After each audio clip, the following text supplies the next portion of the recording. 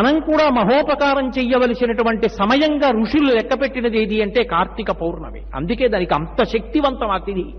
అది మనం చెయ్యవలసిన తిథి. నువ్వు ఎక్కడున్నావన్నదంతో సంబంధం లేదు. నువ్వు ఇన్ని వస్తువులు పట్టుకెడతావు, పెట్టవలసిన అవసరం ఉంది, కాలంలో అవసరం అనుకున్నప్పుడు ఒక దీపానికి సంభారాలు ఎందుకు పట్టుకెళ్ళలేవు?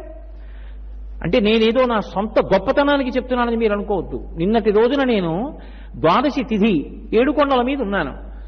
ఓ రావి చెట్టు ఉంది నేను ఉన్నటువంటి గది పక్కన. మూలతో బ్రహ్మరూపాయ, మధ్యత విష్ణురూపిణి, అగ్రత శివరూపాయ, వృక్షరాజాయితే నమః.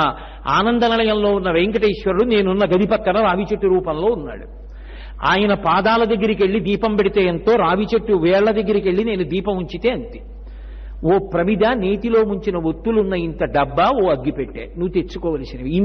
ఇన్ని పంచెలు తెస్తున్నావు, ఇన్ని ఉత్తరీయాలు తెస్తున్నావు, ఇన్ని తువ్వాళ్లు తెస్తున్నావు, బోలెడని పళ్ళు తోకునే వాటి దగ్గర నుంచి గుర్తుపెట్టుకు తెచ్చుకుంటున్నావు. కార్తీక